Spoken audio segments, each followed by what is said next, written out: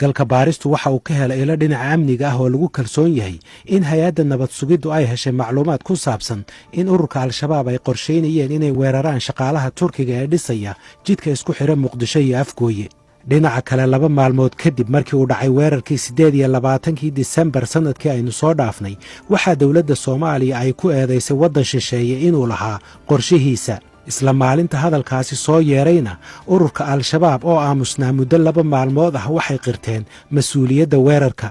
waxayna sidoo kale markii ugu horreysay al-shabaab ay qirteen in dad rayid ah ay dileen marmarsiyaha ay bixiyeen ururka al-shabaab ma yahay mid cudurdaar leh imise qof oo rayid ah ayaa ku dhimatay weerarada ay geysanayaan ururka al-shabaab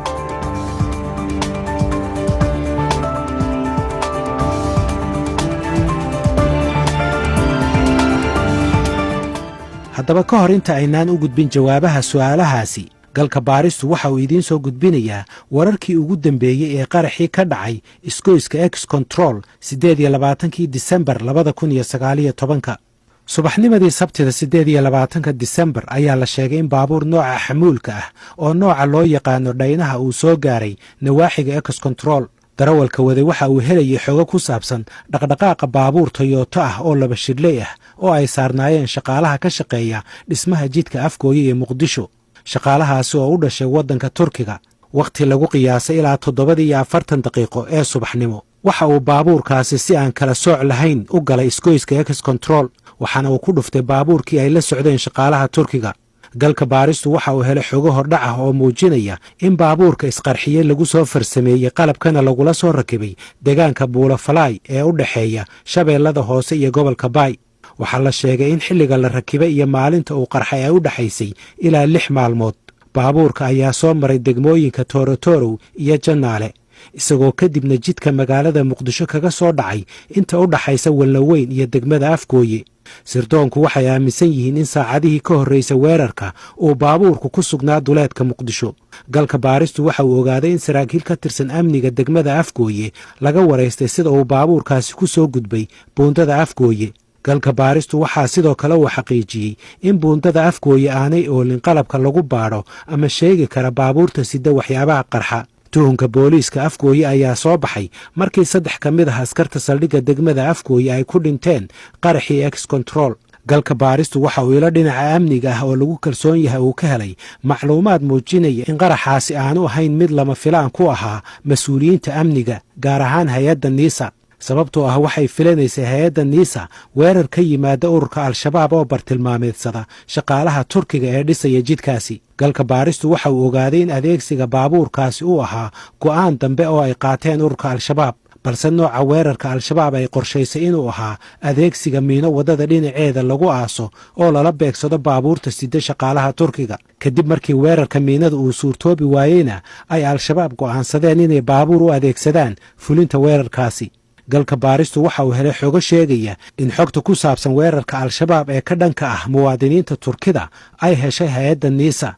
xogtaasi oo ahayd in si uun loo weerari doono shaqaalaha Turkiga waxa kaloo galka baaristu uu ka ogaaday ila dhinaca amniga ah oo magacooda qariyay sababtoo ah looma ogola inay macluumaadkan bixiyaan in xogtaasi ay heshay NISA aan lala wadaagin safaaradda Turkiga oo ilaalisa danaha muwaadiniinta iyo shirkadaha Turkiga ee jooga Soomaaliya mas'uuliyiinta safaaradda Turkigu waxay galka baarista u xaqiijiyeen inaysan helin digniin ku saabsan inuu weerarkaasi ku soo aadan yahay dhowaan mar aan waraysi la yeeshay safiirka Turkiga Mehmet Yilmaz ayaan weydiiyey inuu isagu helay wax macluumaad ah oo ku saabsan weerarkaasi I don't have any this kind of report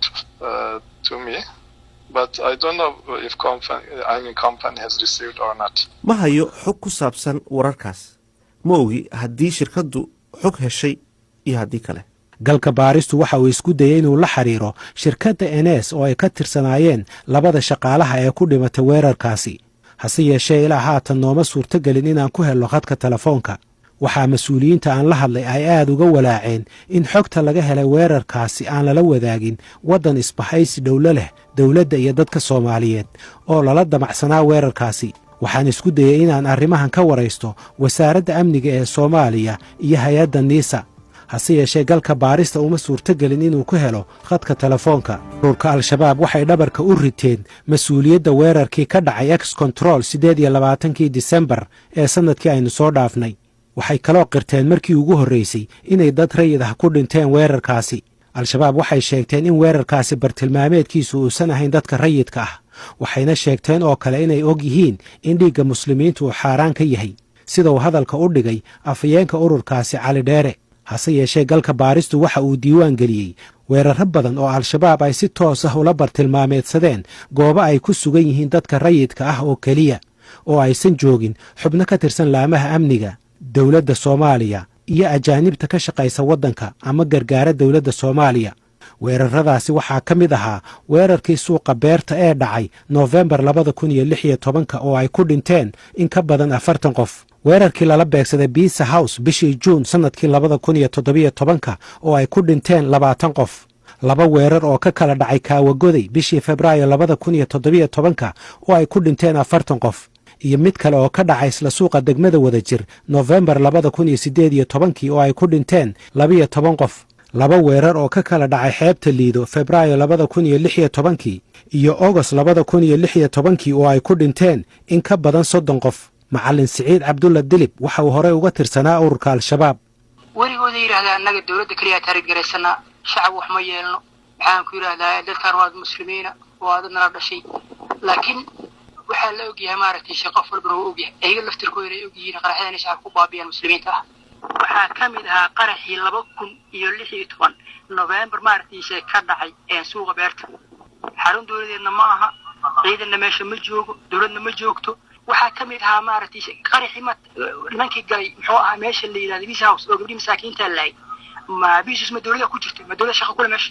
labadii qarax ee ugu dhimashada badnaa ee ka dhacay magaalada Muqdisho waa qaraxyadii X-Control iyo qaraxii Hargaha iyo Saamaha ee kala dhacay 14 Oktoobar 2017 iyo 4 Oktoobar 2011. waxaa la sheegaa in inkastoo labada qaraxba uu bartilmaameedkoodu ahaa meelo kale, haddana saraakiisha al-shabaab ee hagayay qaraxyadaasi ay go'aansadeen in ismiidaamiyayaashii waday baabuurtaasi ay ku qarxiyaan meesha ugu soo horraysa ee u suurta gasha, oo ay ku jiraan goobaha rayidka sida ay sheegayaan dadka aqoonta u leh ururka al-shabaab. saraakiisha al-shabaab ee qaraxyada hagta oo inta badan khadka telefoonka si toosa ugula socda dareewallada wada baabuurta qaraxyada ayaa iyaga laftoodu ay qarxiyaan baabuurta inta ay soo wacaan lambar ku xihan qaraxa. waa haddii dareewalka baabuurta wada la toogto ama la qabto, ama ay la noqoto in baabuurku uusan gaari karin bartilmaameedkiisa. saraakiisha amniga iyo kuwa hore uga tirsanaan jira xarakada al-shabaab waxay aaminsan yihiin in qirashada al-shabaab ee dilka rayidka ay ahayd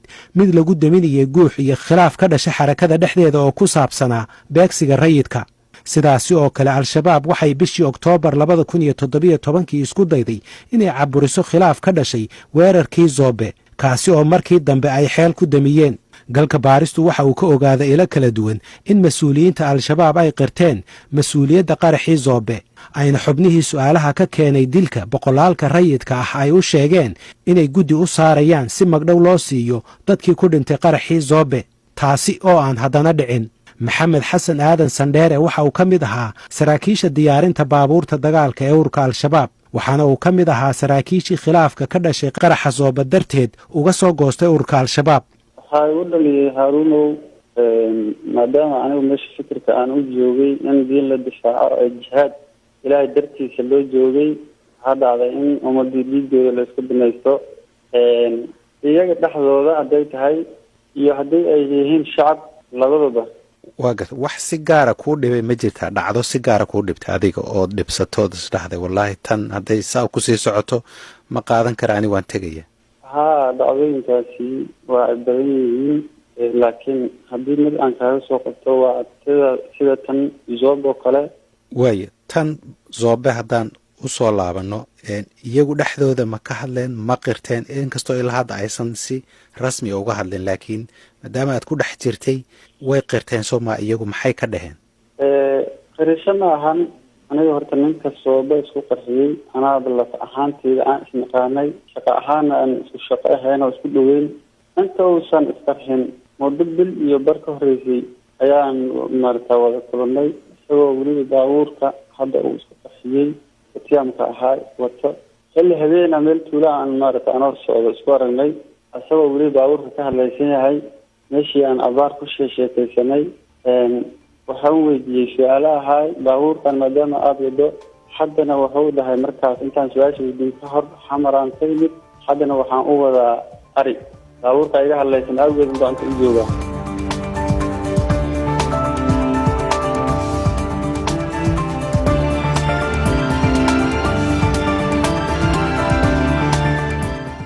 sheekh bashiir axmed salaad waa guddoomiyaha hay-adda culimmada soomaaliyeed waxaan hordhigay diiniyan sida uu arko qirashada al-shabaab ee xilligan ee dilka dadka rayidka iyo cudurdaarka ay ka bixiyeen. nimankan hadalkoodu waxaa weeye hadalkii bay ku celcelin jireen keli waxaa ku cusub masalada ay leeyihiin waa ka ciyaareen muslimiinta wax gaareen marka hadda intaana ka hadlin maaragtay muslimiin in meel gaalo lagala jihaadayo in muslimiin wax gaaraan kee noqonaysa xilinkeeda iyo maaragtay waxnahaasoo kale ana ka hadlinba waxaa ka cusubaba marka shaqa ay hayaan shaqa ay xaq u leeyihiin ma tahay diinta islaamku waxayna baraysaa qofku hadduu shaqada uleeyahay biteeri ama uleeyahay saraaxiyo ama uu wilaayo uleeyahay ama ay maaragtay xanta loo dhihin markaas ayuu wixii khaldo wixii kale la fiirin karaa sida dhakhtarka oo kale sida ninka qaaliga oo kale waxaa qof matalan dhakhtarka markuu dhakhtar yahay cilmigeeda yaqaano leesankeeda haysto hadduu khaldamo khaladkiisa waa maaragtay waa la fiirin karaa maxaa yeelay qof shaqadiisa yaqaano loo ilmeeyay marka nimankan tootali ama ha saxaan ama ha sudaan shaqo aysan lahayn bay faraar kaga jiraan waana shaqo xaaraan ka ah nabi sal alay wasalam xadiis buu ku sheegay ninka qaaliga ah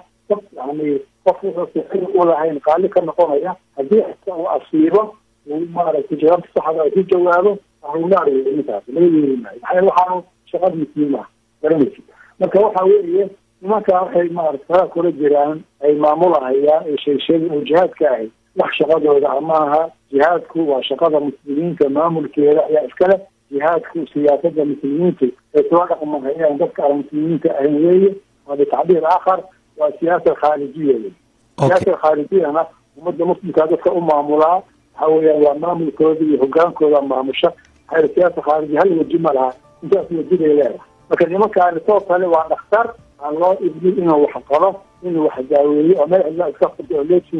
leysin beena haysta waa in laga xiro asal soo nabi sallallahu alayhi wasallam isagoo jihaadkiisa la huro oo nabiga ilaahay iyo sallallahu alayhi wasallam oo maaragtay xaggeeda lagu soo diray wuxuu la dagaalamayaa gaalo la hubo ay tahay waxaa dhacay nabi sallallahu alayhi wasallam markii xudaybiya maka aaday isoo umraysanayay oo loo diiday inuu umraysto oo maaragtay meeshii xoolo ay kul fadhiyey oo dib weyn maaragtay uu ka dhici damcay ilaah subxaana wataala wuxuu noo sheegayaa haddii dad muslimiin ahoo yar oo maka joogay oo ku haray oo ku daxiisanaayo lagu dhigi jiray aysan jirinin oo haddii markaa maka la weeraro dhib ka gaari lahaa ilahi subxana watacaala wuxuu leeyahay maka aad gashaan baa laidin ogolaan lahaa oo markaas gaaladaas maxaanku yidhaha idin dirtay ilahi subxana watacaala la dagaalamaysay diinta ilaahay la dagaalantay oo idinkana hadda inaad maaragtay xaramka ilahay gashaan idin diidan ayaa maaragtay maxaanku la xagaabi lahaa oo la xilqaadi lahaa ingalata marka ayaddaan ku akrinayaa ilahi subxana wuxuu leeyahay هم الذين كفروا وصدوكم عن المسجد الحرام والهدي معكوفا عند بلغ المحله ولولا رجال مؤمنون ونساء مؤمنات لم تعلموهم ان تطؤوهم وتصيبكم منهم معرة بغير علم صلى الله في رحمته من يشاء لو تزيلوا لعذبنا الذين كفروا من عذابا اليما فصوت فتح ايات 17 فسبحانه وتعالى ويقول تعالى رعويه وحرمت الهي ما دعي يدين جدا marka fiiri waa gaalo la hubo ay ku darsadeen dagaalka ku darsadeen muslimiinta kasoo qaadeen maka hadda inay amritaan ku diidan yihiin laakiin hadda inaan la laynin oo aan maaragta maka la gelinin oo ciidanka nabi sallallahu alayhi wasallam aan loo ogolaa inuu maka galo maxaa keenay wuxuu leeyahay niman mu'miniina iyo dumar mu'minaad ah oo jooga maka oo idin garanaynin oo laga yaabaa hadda maka gashaa inaad dib gaarsiisaan darteed ayaa laydinkaga joojiyey saas macnaheedu yahay gaaladii maka deganayd oo dhibka badnayd oo tiro badan ahayd waxaa lagu badbaadiyey dad yar oo muslimiina dartooda ku dhex jiray ay ku badbaadiyeen maantana maxaa dhacaysa maantana waxaa dhacaysa hadday yihiin gaalada gaalaha maba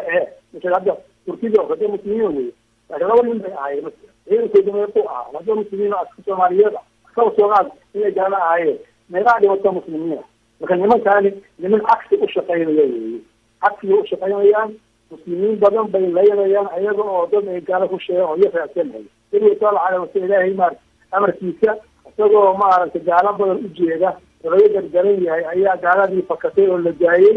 ayagoo muslimiin yar oo tiro yar ah hay-adda ururinta khasaaraha nafeed ee colaadaha dunida ee lagu magacaabo armid conflict location and event data acled waxay galka baarista u sheegtay in tan iyo sannadkii 2015 dadka rayidka ah ee lagu dilay qaraxyada afduubyada iyo weerarada kale ee ururka al-shabaab ee lagu bartilmaameedsada rayidka ay ku dhinteen ku dhowaad 3,000 oo qof halka laga soo bilaabo sannadkii 2010 ilaa haatan dadka rayidka ah ee ku dhintay weerarada al-shabaab ay dhan yihiin 4,340 qof cisbitaalada muqdisho waxaa la geeyaa dadka ku dhinta iyo kuwa ku dhaawacma weerarada rasaasta iyo qaraxyada ah ee ka dhaca magaalada muqdisho iyo agagaarkeeda agaasimaha cisbitaalka madiina doctor maxamed yuusuf ayaan weydiiyey dadka ku dhaawacmay rasaasta iyo qaraxyada ee la geeya cisbitaalka madiina oo ah kan ugu weyn ee qabta dhaawacyada iyo dhimashada laga soo bilaabo markii ay dagaalada xooggan ka bilowdeen magaalada muqdisho sannadkii 2007